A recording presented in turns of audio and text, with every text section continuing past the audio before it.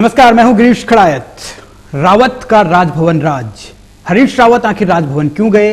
अपनी सरकार के 4 साथियों को लेकर और शासन स्तर के बड़े अधिकारियों को लेकर इस पर बहुत सारे सवाल उठ रहे हैं। हालांकि सरकार ये कह रही है हम राज्यपाल को सिर्फ औपचारिक तौर पर एक शिष्टाचार भेंट के तौर पर वहां मुलाकात करने उनसे गए थे और उनको विकास कामों की जो राज्य में चल रहे हैं, चाहे पुनर्निर्माण के काम हो, चाहे अर्धकुंभ को लेकर जो काम चल रहे हो वो काम हो, या फिर और जो विकास की योजनाएं सरकार की तरफ से राज्य में चलाई गई हैं जनहित के लिए, उन योजनाओं पर कैसे काम चल रहा है, भविष्य में क्या क्या प्लानिंग सरकार की है, ये सब बतलाने के लिए राजभवन गए थे, ये मुख्यमंत्री ने कहा।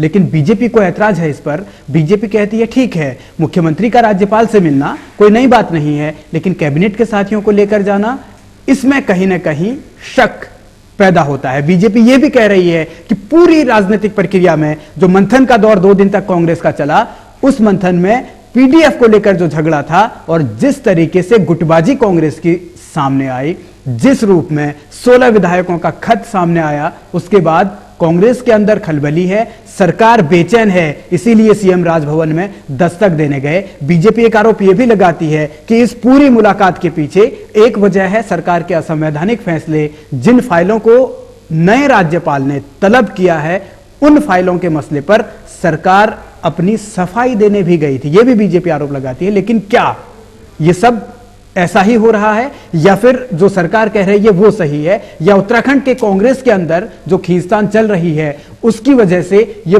पूरा एक नया तरीका उत्तराखंड में देखने को मिला है? रिपोर्ट देखिए।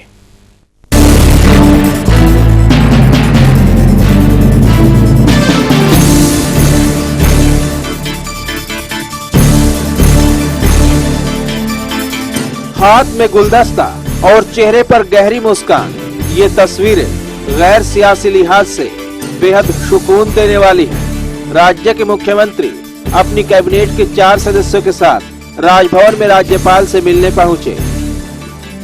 सीएम ने इस मुलाकात को विकास कामों की जानकारी से जोड़ा, जबकि बीजेपी की नजर में इसके मायने अलग हैं।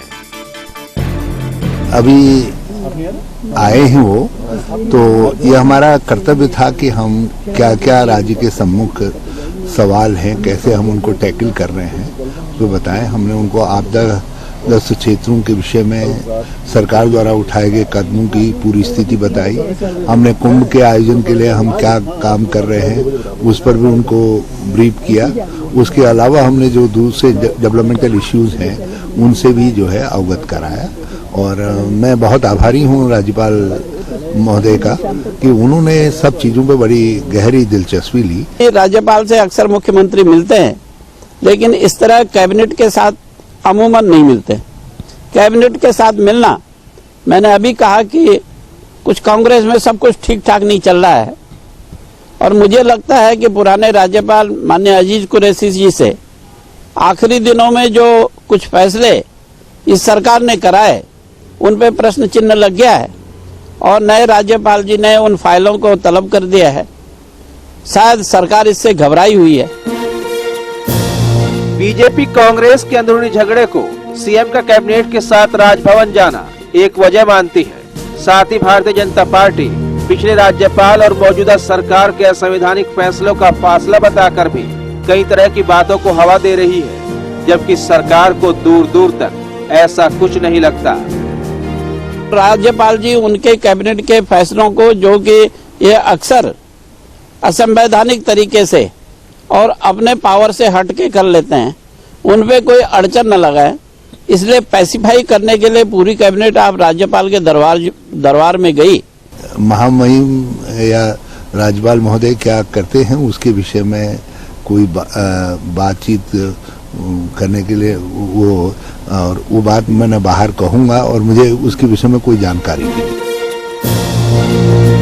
बीजेपी के आरोपों में कितना दम है ये तो बीजेपी बेहतर बता सकती है, लेकिन इतना तय है कि सरकार के राजभवन जाने का क्या राज है, इस पर राजनीति हावी हो चुकी है। सीएम विकास के कामों की जानकारी के साथ साथ शिष्टाचार का सलीका समझा रहे हैं, तो विरोधियों को इसमें शक है, और उसी शक के आधार पर सियासी वार पलटवार भी हो रहा है।